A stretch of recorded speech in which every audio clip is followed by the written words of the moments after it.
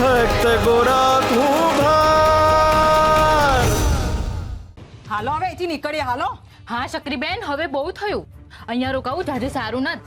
ક્યાંક રક્તપિત્તના જંતુઓ હવા વાટે આપણને વળગી ન જાય. ના બાપા ના, આજે આવી આજની ઘડીને કાલનો દી પાણી મૂક્યું. આ પૂજારી બાપા જ્યાં સુધી જીવે છે ને ત્યાં સુધી આ માર્ગ પર પગ નહીં મૂકું. હા તો હાલો હાલો, ઝટ નીકળીએ અહીંથી. હા હાલો.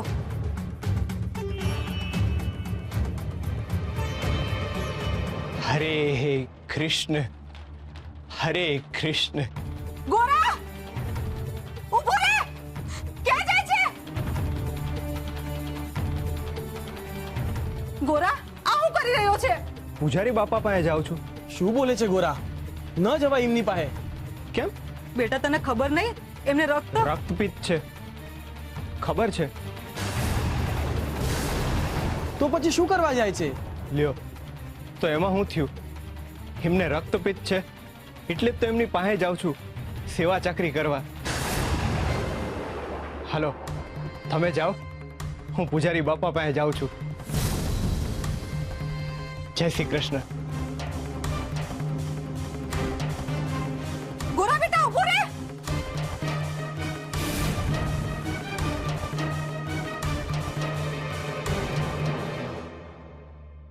પૂજારી બાપા, પૂજારી બાપા, આ આટલું અંધારું કેમ છે? પૂજારી બાપા, ક્યાં છો તમે? અરે આ કઈ બરાબર દેખાતું નથી ને. આ થોડે દિવસે આટલું અંધારું કેમ છે? ઓરડીમાંથી અજવાળાને વિદાય દઈ દીધી છે.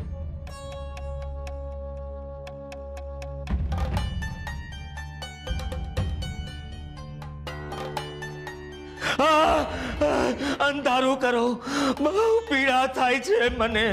અંધારું કરો, બહુ પીડા થાય છે. બહુ. પૂજારી બાપા, અંધારું કરો, બહુ પીડા થાય છે મને. માફ કરજો પૂજારી બાપા, મને ખબર નથી. મને એમ કે પ્રકાશ આવશે તો હું મળશે તમને. બહુ બળે છે મને. હેલો પૂજારી બાપા, બેઠા થાવ. બહુ બળે છે મને. અતિશય પીડા થાય છે મને.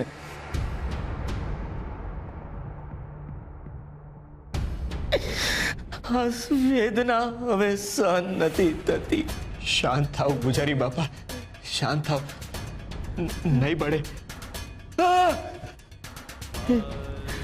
હડશો નહીં મને. રક્તપિત્ત થયો છે મને. દૂર થઈ જાઓ, દૂર થઈ જાઓ મારાથી. શાંત પૂજારી બાપા, શાંત. હું તમને ઠંડા પાણીના પોતા મૂકી દઉં છું, એનાથી તમને રાહત થાય. કઈ જ હળવું ના જોઈએ મને, કઈ જ નહીં. પવન પણ નહીં, અજવાળું પણ નહીં. બહુ જ ગાઢી વેદના થાય છે મને. શાંત પૂજારી બાપા, હું તમારા હાટુ પોતા લઈને આવું છું. અતિશય પીડા થાય છે મને.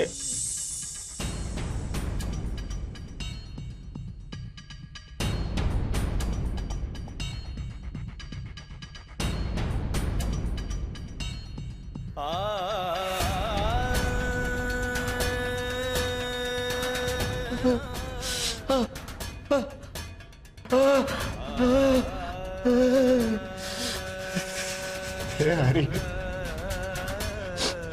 તું આખા સંસારની પીડા હારે છે. આ તો પૂજારી બાપા છે, એમને આખી જિંદગી તારી પૂજા કરી છે. આમની પીડા ઝટથી હરી લે મારા નાથ.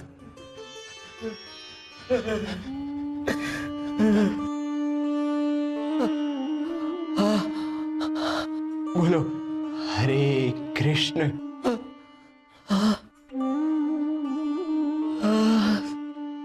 બોલો હરે કૃષ્ણ. હરે કૃષ્ણ.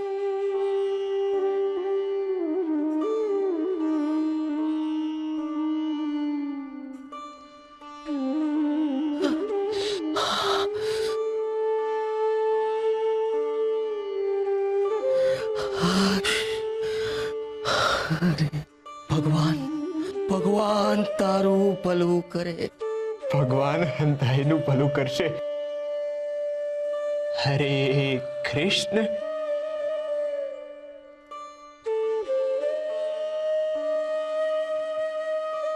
હરે કૃષ્ણ. આ કેવી ક્ષણ,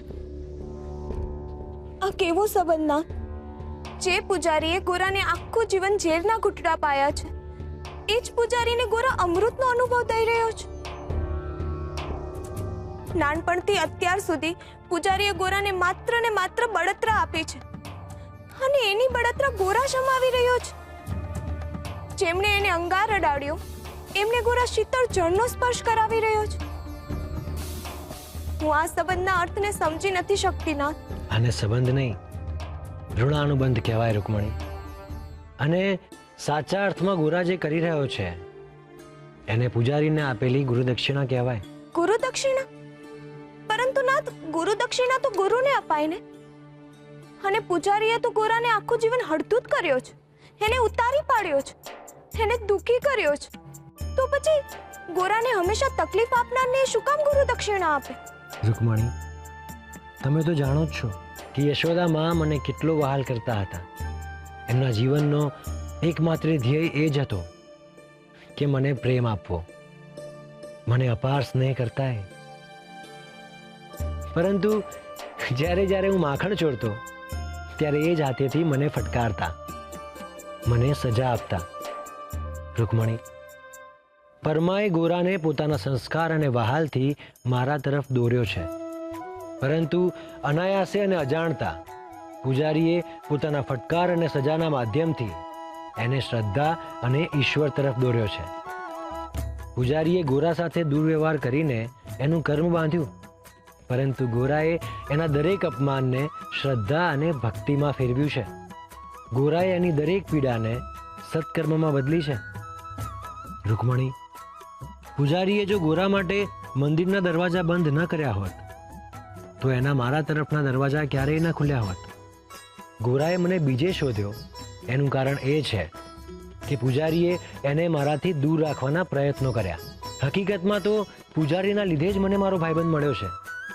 અમારો ભેટો થયો એનું નિમિત્ત તો પૂજારી જ બન્યા છે. રૂકમણી, એટલે અત્યારે ગોરા પૂજારી બાપા તરફનું એમનું ઋણ ચૂકવી રહ્યો છે, એમ જ ને?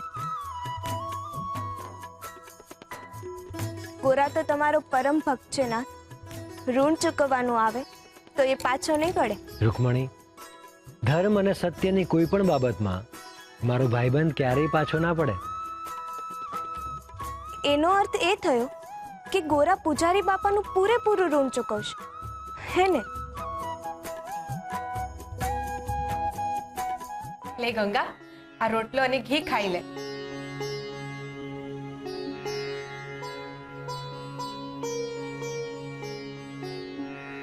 હે હરી, આ કેવી ભૂલ થઈ ગઈ મારાથી, જે મને સગી બેન કરતાંય વધારે માને છે.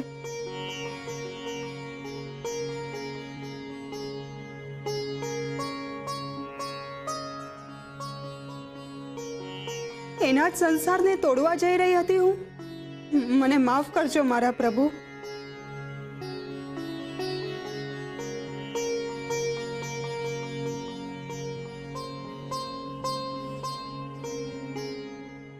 ઓહો, કેવી લાગે છે! ચોટલો છે કમરે પોગે છે ને વાળ એકદમ ઉગડેલો છે.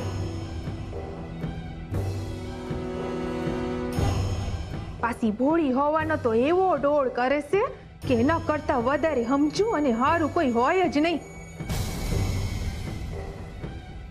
આમ ભોળી ને સીધી લાગે ને આમ જુઓ તો લટકા ઝટકામાંથી બહાર ન થતી.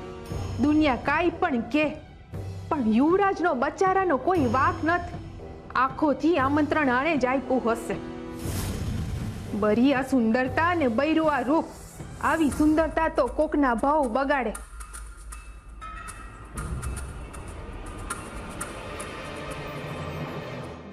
અરે બસ તુલસીબેન, આટલું બધું ઘી નો નાખો. કેમ નહીં? ખાવું તો પડે જ ને. આ ખાધા વગર શરીર કેમનું ટકશે? હે,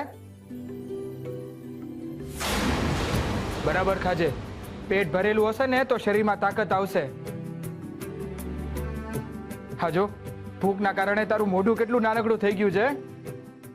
આહાહાહા, આમનું મોઢું બહુ ખુલ્યા ની અમે. મારી કોઈ દી તસુ બારી ચિંતા નથી કરી અને આની બહુ ચિંતા કરે છે. બરાબર ખાજો, જરાય શરમાતી નહીં.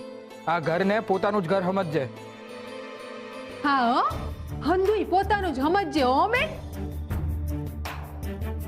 અને તમારે આટલી ચિંતા કરવાની કઈ જરૂર નથી. હું અને તુલસી એને હાચવી લઈશું. તમારે બહાર જઈને માટલા ઘડો હો. સારું સારું, આમ તો તમે બે જણા છો તો ચિંતા કરવાની મારે કઈ જરૂરત જ નથી. હે સારું.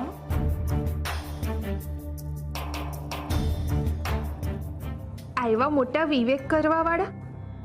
આમ તો મારા વરને હું ઓળખું જ છું. બચારા ક્યાં યાગા પાછા થાય એમાંના તો નથી. પણ પુરુષની જાતનું ભલું પૂછું. આવી રૂપનો અંબાર જેવી લટકા મટકા કરતી સ્ત્રી ક્યાંક એમને વશમાં કરી લે તો ઈ વશમાં થઈ જાય. યુવરાજ જેવા યુવરાજની નજર આના પર બગડી તો બીજા બધાની તો હું વિચાર.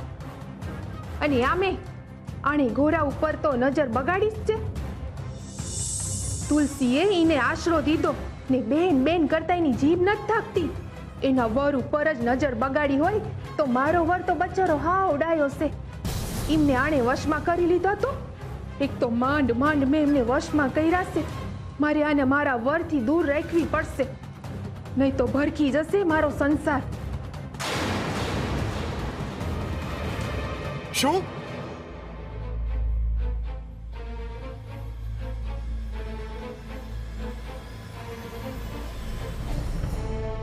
શકરી કાકી, મેં એને બહુ કીધું પણ મારી વાત માન્યો જ નહીં.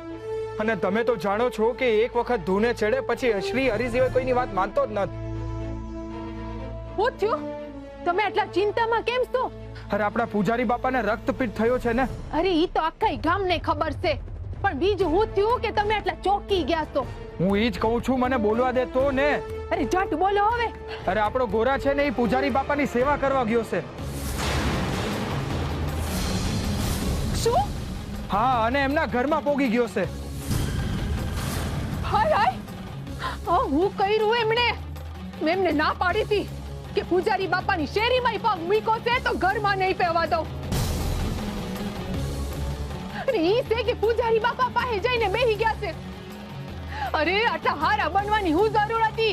તેવાનો આટલો દેખાડો કરવાની હું જરૂર છે એમને? સુરા બેટા, ગોરાનો જીવ જોખમમાં છે. જો એને રક્તપિત્તનો રોગ લાગી જાય ને તો પૂજારી બાપા જેવી હાલત થઈ જશે. અરે એમને થશે ને હારે હારે આપણા બધાને ચેપ લાગશે. સુરા બેટા, તમે લોકો જાઓ અને ગોરાને પૂજારી બાપાના ઘરની બહાર કાઢો અને તમે લોકો ઘસીને નાઈ લેજો. સકરી કાકી, એવો તો સવાલ જ ઊભો નથી થતો. એમણે ગાંઠપણ કર્યું છે ને વળી પાછું બીજું ગાંઠપણ અમે કરીએ? અમે કઈ ઘેટા ના કે ઈ ગયા છે ને પાછળ પાછળ જઈએ? અરે એમને લેવા જવાની વાત જ દૂર રહી સકરી કાકી. હવે હું એમને ઘરમાં નહીં ઘૂસવા દઉં. હા, રોગ તો ફટ દઈને ચોટી જાય.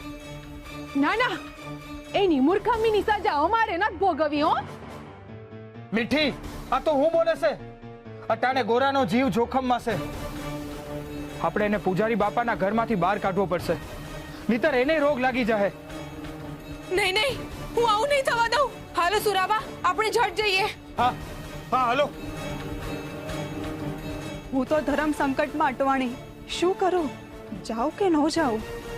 એમણે મારો જીવ બચાવ્યો છે ને મારે આમાં આંખ આડા કાન ન કરાય.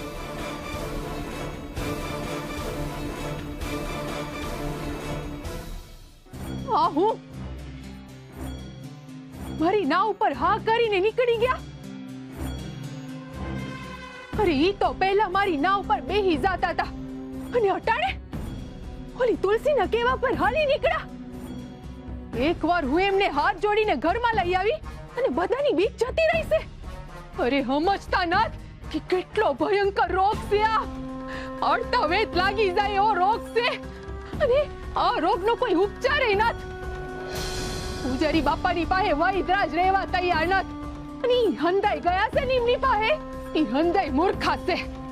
મોતને ભેટવા ગયા છે ઈ લોકો, મોતને ભેટવા. અરે ગોરા ને તુલસી ભલે જાતા, ભલે પોગી જાતા હરી પાહે, પણ એમને હું ડાપણ કરવાની જરૂર હતી? અને ગોરા આવશે ને હારે હારે રોગે લેતો આવશે. ના ના, હું એમ નહીં થવા દઉં. ના પાડીથી છતાંય ગયા છે ને તો રહેશે ન્યા જ એમની પાસે. પછી હું જોઉં છું કે કેવી રીતે ગોરાને અંદર લાવે છે. એવા રોગીઓ માટે મારા ઘરમાં કોઈ જગ્યા નથી. અરે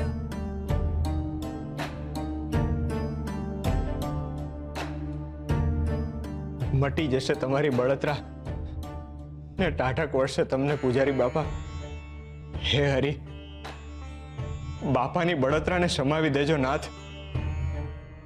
ગોરા, ઓ ગોરા! શુરા, ભગત, તમે અહીંયા કેમ આવી ગયા ભગત? મહેરબાની કરીને બહાર આવી જાઓ ભગત.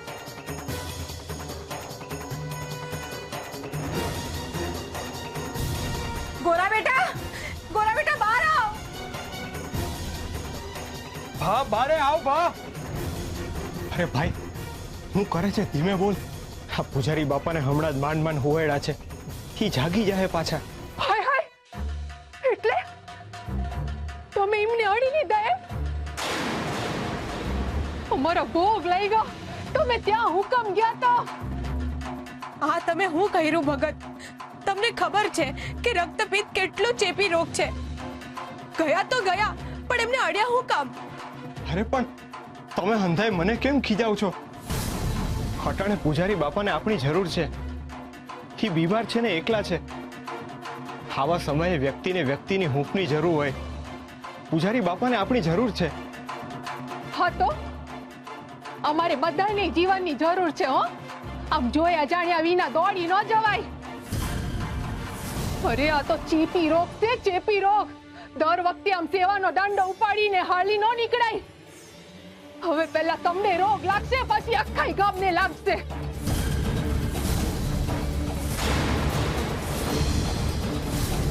ખબર નહીં આ ભક્તિ ભાવના કારણે કેટલા લોકો મરશે. મીઠી, સમય અને જગ્યા જોઈને તો વાત કર. મારે હુકમ જગ્યા જોવી પડે? આ તમારા ભા ના જવાની જગ્યાએ હુકમ ગયા છે. અને મેં જે કીધું છે એ હંધાઈના ભલા હાટું કીધું છે.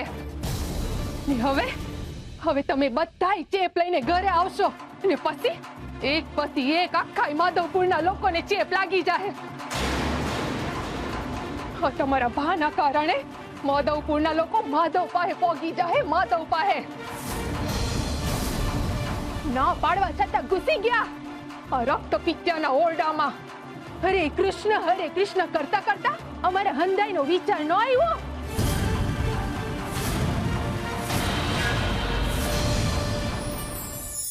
કરુણા. કરુણાનો ભાવ ખૂબ જ પ્રેમાળ ભાવ છે. આ ભાવ હંમેશા બીજાને માટે જ ઊભો થાય છે. કોઈની તકલીફ અને દુઃખ જોઈને જેના હૃદયમાં કરુણા ઉદ્ભવે છે, સમજી લેવું કે એ મનુષ્ય ઈશ્વરની નજીક છે. એની ઉપર ઈશ્વરની અસીમ કૃપા થયેલી છે. આવા મનુષ્યો હંમેશા ઈશ્વરના હૃદયમાં રહે છે. આવા મનુષ્ય હંમેશા ઈશ્વરને સૌથી વધુ પ્રિય હોય છે. કોઈની આંસુ ભરેલી આંખો જોઈને જેની આંખો ભરાઈ જાય, કોઈની દુઃખદ વાતો સાંભળીને જેનું હૈયું દયાથી છલકાઈ જાય, એવા મનુષ્યો ઉપર હંમેશા ઈશ્વરના આશીર્વાદ રહે છે. કરુણા પછી આવે છે સેવા. કોઈના માટે કરુણા થયા પછી એના માટે જ સેવાનો ભાવ ઉત્પન્ન થવો એ ખૂબ જ સુંદર વાત છે. યાદ રાખજો, જે મનુષ્ય હૃદયમાં બીજાને માટે કરુણા રાખે છે, ઈશ્વર હંમેશા એને પોતાના હૃદયમાં રાખે છે.